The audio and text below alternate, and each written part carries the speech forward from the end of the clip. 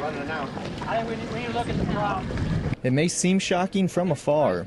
Electrofishing is a management practice used by the Missouri Department of Conservation where they temporarily stun fish, causing them to float to the water's surface. The fish are scooped up with a net to be measured and weighed before being returned to the water.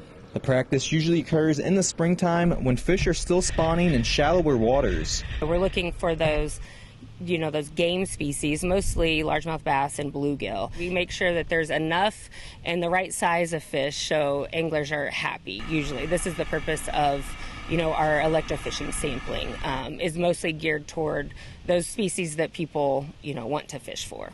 The information gives Department of Conservation officials an idea of whether there's a shortage or abundance of food supply for the fish.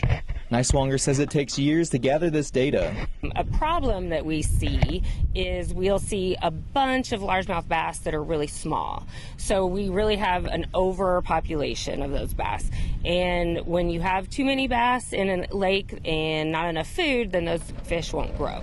MDC officials say if they suspect an overpopulation of fish, they will change certain regulations, such as how many fish anglers can take home and requirements such as specific length and weight to keep fish. 1 year doesn't tell us a lot, so we usually sample 2-3 years in a lake, sometimes every year, and we use that data sometimes to make changes to those creel limits that we have, or those limits of fish and the size limits.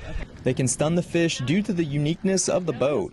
Electrofishing boats have two metal poles sticking out the front that send an electrical current into the water that temporarily stuns fish. A person standing in the front of the boat uses a net to scoop up the fish. 5 to 6 feet of water is about our max. If that fish is caught in that field, it doesn't run away, then it will temporarily, shock the fish. So it shocks it long enough to where it can't swim, and then we can get it in the net. And the practice does not hurt the fish. We are careful to not put too much electricity into the water, so we have standards for what we can put.